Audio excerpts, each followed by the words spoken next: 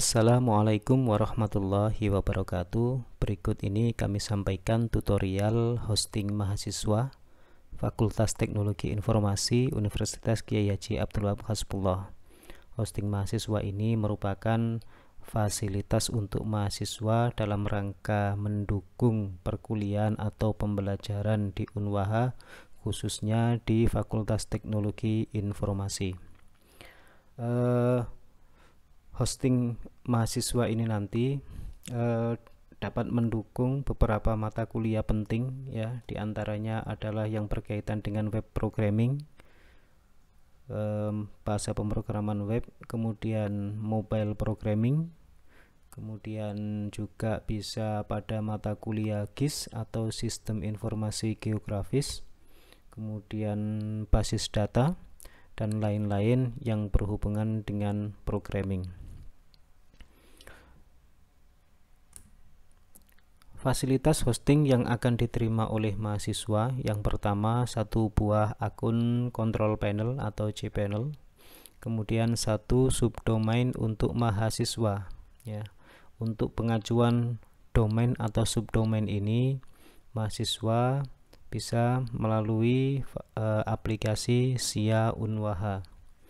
Kemudian mendapat PHP atau aplikasi PHP versi 74, kemudian storage atau penyimpanan sebesar 2 GB, unlimited database tak terbatas, kemudian script installer, WordPress dan PHP MyAdmin, di mana WordPress ini nanti kita gunakan untuk aplikasi blognya dan PHP MyAdmin untuk pengelolaan database. Oke, selanjutnya kita langsung bagaimana cara masuk ke cPanel, ya. Kita ketikkan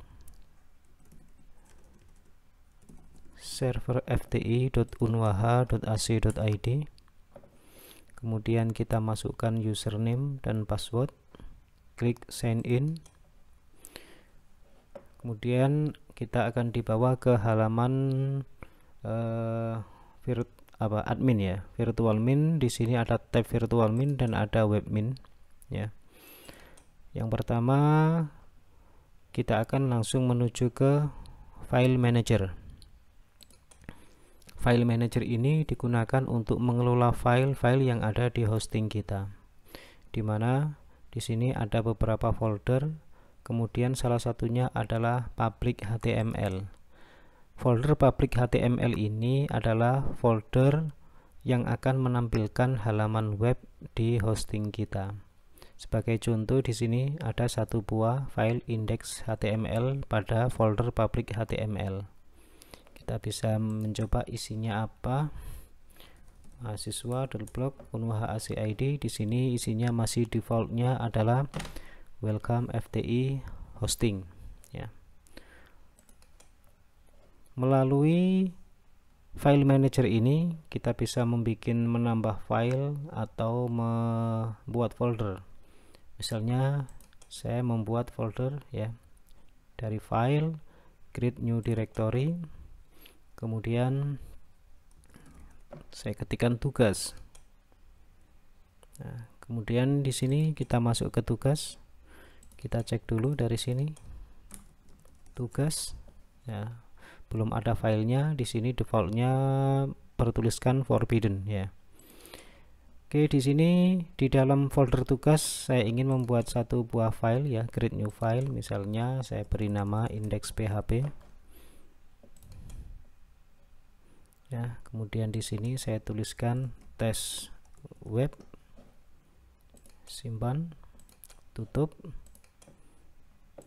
Kemudian di sini, nah, ketika kita refresh di mahasiswa blog Unwaha AC.id _tugas, maka halaman indeks akan terbaca secara otomatis test web.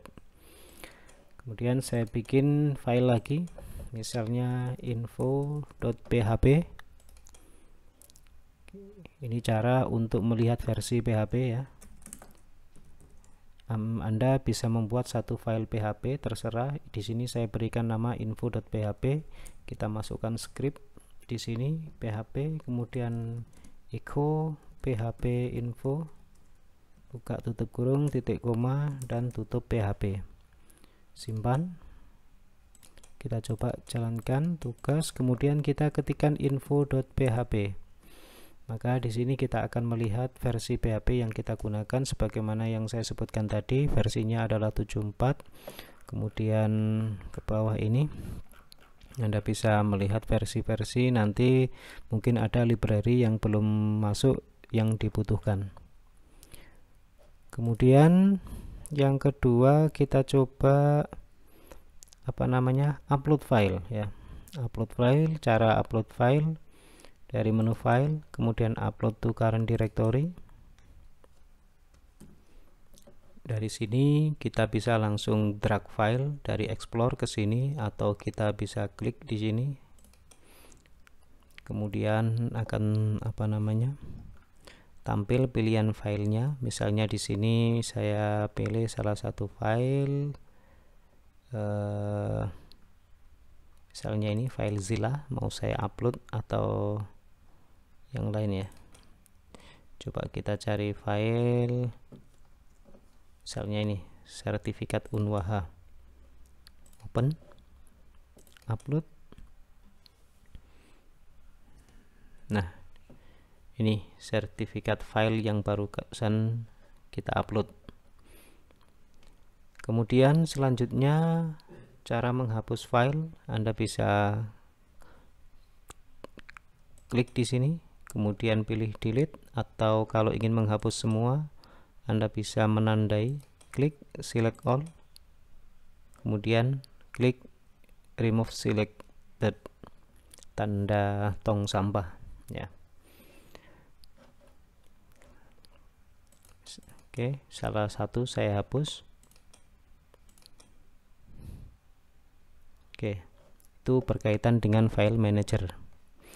Yang jelas yang harus Anda ingat bahwasanya seluruh file program itu harus Anda taruh di folder public HTML ya. Bisa kita membuat banyak folder sebagai contoh yang tadi ya.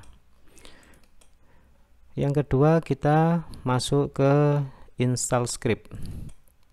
Install script ini ada 3 jenis ya, Django, phpMyAdmin, dan WordPress. Yang harus diinstal nanti salah satunya adalah WordPress. Karena WordPress ini adalah aplikasi blog ya. Kita pilih WordPress, kemudian show install option. Kemudian di sini kita pilih add top level ya. Add top level itu maksudnya nanti ketika kita mengetikkan file itu akan ditaruh setelah public HTML ya, sehingga nanti ketika kita mengetikkan alamat blog itu langsung muncul halaman blog atau WordPress. Kalau nanti kita taruh di folder, misalnya subfolder, kemudian kita mengetikkan folder tertentu ya, maka sebagaimana contoh WordPress ini, maka aplikasi blog nanti akan terletak di folder WordPress. Nah, khusus untuk WordPress ini saya minta diletakkan di top level ya. Kemudian klik tombol install now. Klik install now. Kita tunggu sampai proses instalasi selesai.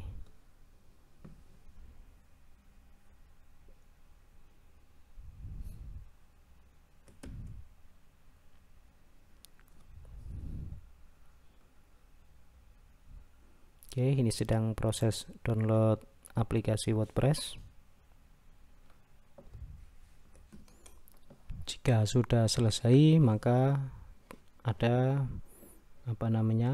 tulisan WordPress initial installation complete, it can be completed at. Nah, selanjutnya kita akan ngeklik ini tombol php http mahasiswa.blog dan seterusnya. Nanti di sini kita mulai melanjutkan instalasinya. Pilih English, kemudian continue. Kemudian kita berikan nama site Titelnya ini biasanya diisi dengan nama mahasiswa. Misalnya saya berikan nama blog mahasiswa Unwaha. Username, kita membuat username ya, admin, kemudian password. Kalau Anda menggunakan password ini passwordnya sudah kuat, Anda perlu menyimpan password ini. Kalau Anda menghendaki password sendiri ya, misalnya di sini saya membuat admin atau admin 12345, password ini dianggap masih lemah ya, sangat lemah, karena ini untuk praktik ya, saya buat lemah karena sehingga di sini saya centang confirm use with password. Kemudian di sini email, Anda dapat mengetikkan email Anda untuk jaga-jaga ketika nanti kita lupa dengan password dari WordPress ini ya. Oke, yang terakhir klik tombol install WordPress. Oke, sudah berhasil. Di sini kita bisa masuk ke halaman login dari admin WordPress.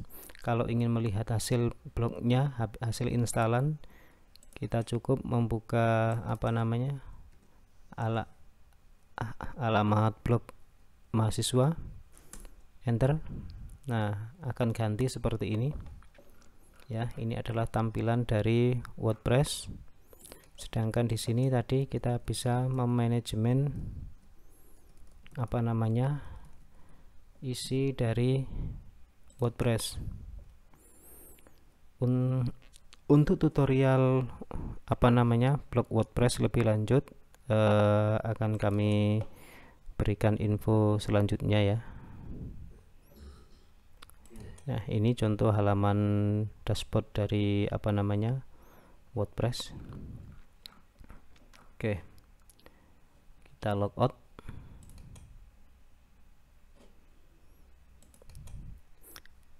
Oke, kita lanjutkan. Setelah install script, kita coba yang satunya, available script. Kita coba install phpMyAdmin. Klik tombol show install option. Kemudian di sini kita biarkan saja, kita nanti menaruh install phpMyAdmin di folder phpMyAdmin.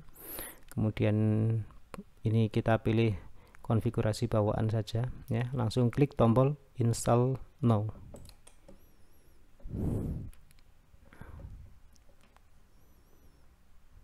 Oke, kita dapat, nah sudah selesai ya, kita dapat masuk ke phpMyAdmin dengan cara memasukkan nama blog, kemudian garis miring phpMyAdmin.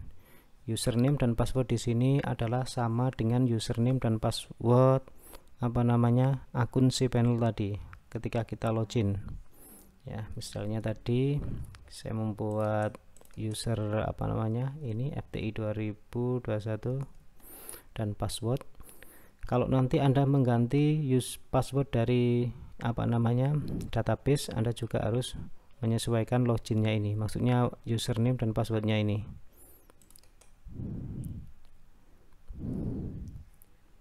Oke, jadi user dan password database itu sementara mengikuti dari username dan database pada saat kita login di control panel ya. Nah, ini tadi sudah ada database 2, ini tadi bawaan dari WordPress. Kemudian yang satu ini masih kosong ya, masih kosong. Nah, untuk membuat database baru atau menghapus misalnya, kita bisa melakukan dari control panel, yaitu menu edit database. Nah, di sini sudah ada 2 database. Kalau kita ingin bikin lagi, berarti tinggal klik tombol create a new database. Nah, untuk membuat nama database ini ada aturannya. Aturannya adalah username dulu, yaitu kalau Anda membuat database itu harus dikasih depannya username dulu ya, prefixnya. Kemudian baru nama database yang dikehendaki. Misalnya di sini saya tuliskan FTI 2021 akademik ya, kemudian klik tombol create ya.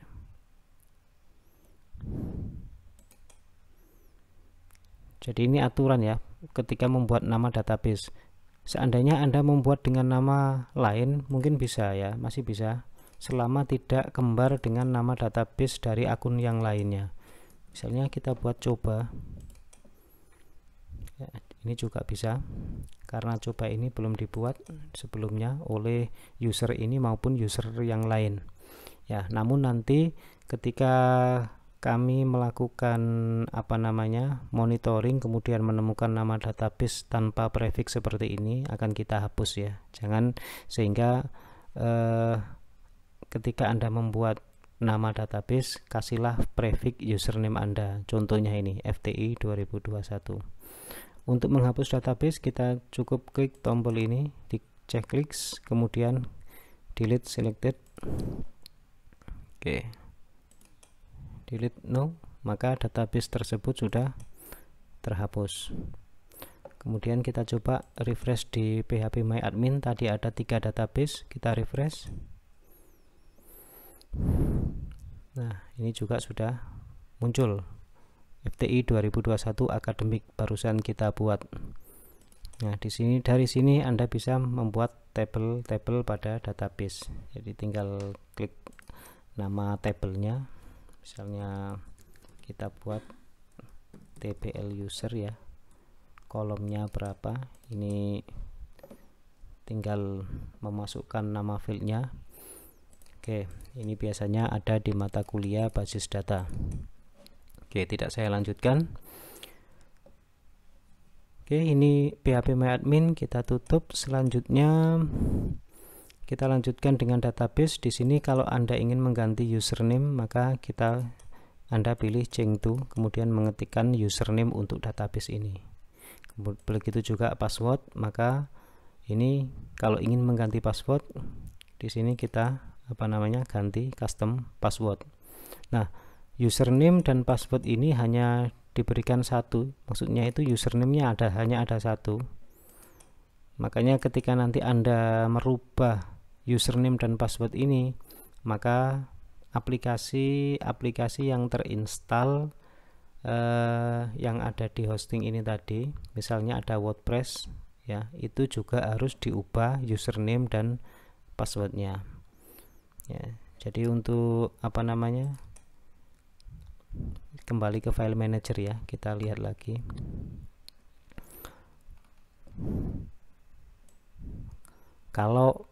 Ini isinya sudah banyak sekali ya, karena tadi kita install WordPress dan phpMyAdmin ya. Ini file-file WordPress.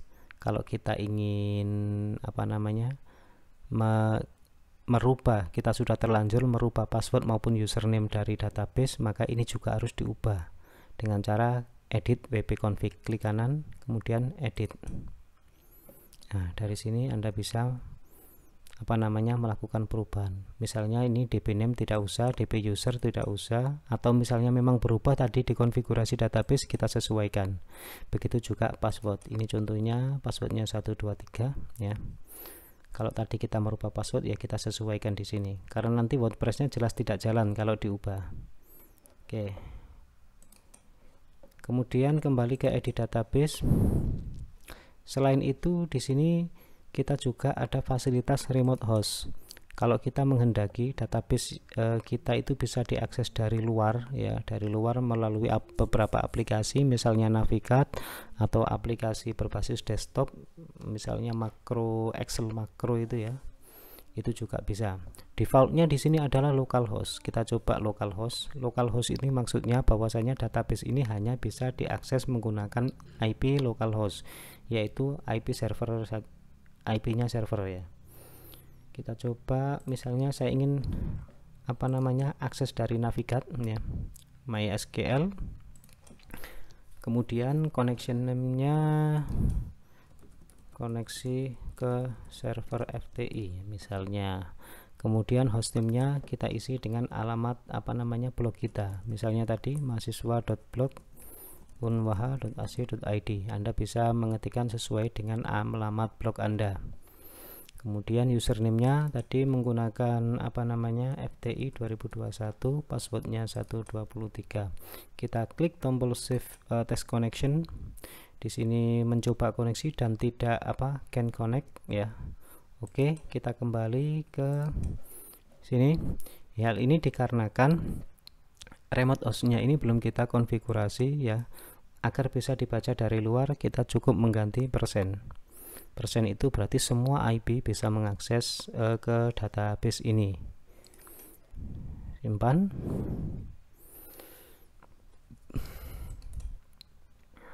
Oke. Kembali ke Navigat. Di sini kita coba test connection. Nah, masih belum connect, mungkin passwordnya tadi salah ketik.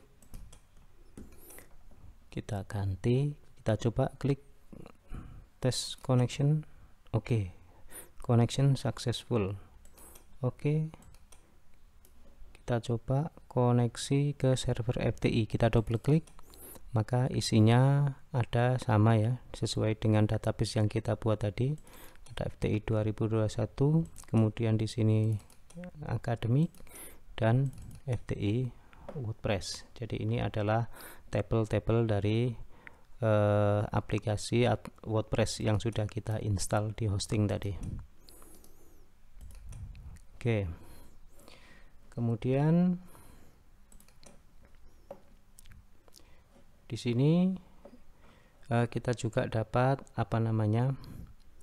mengganti password dari akun cPanel ini melalui administration option change password ya. Jadi Anda tinggal mengetikkan password baru, kemudian change no. Pesan saya sekali lagi, pastikan Anda benar-benar menyimpan password dari akun cPanel ini, username dan passwordnya di HP Anda, jangan sampai ini nanti hilang. Selanjutnya ada menu disusing. Ini digunakan untuk mengetahui sudah berapa banyak kita menggunakan storage di hosting ini.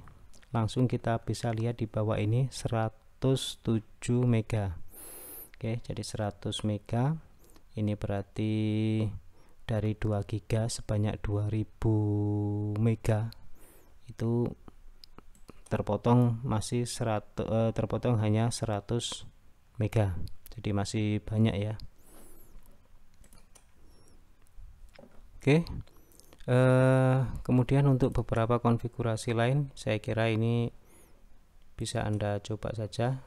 Yang penting beberapa menu seperti file manager, install script, edit database, kemudian change password dan disusage ini Anda sudah mengerti. Kemudian di webmin ini saya kira di sini juga tidak terlalu penting ya, sama di sini change password, kemudian running proses untuk mengetahui proses-proses yang ada pada user kita ya. Oke, saya kira sudah cukup. Demikian tutorial yang berkaitan dengan hosting mahasiswa ini. Mudah-mudahan bermanfaat. Saya akhiri dulu. Assalamualaikum warahmatullahi wabarakatuh.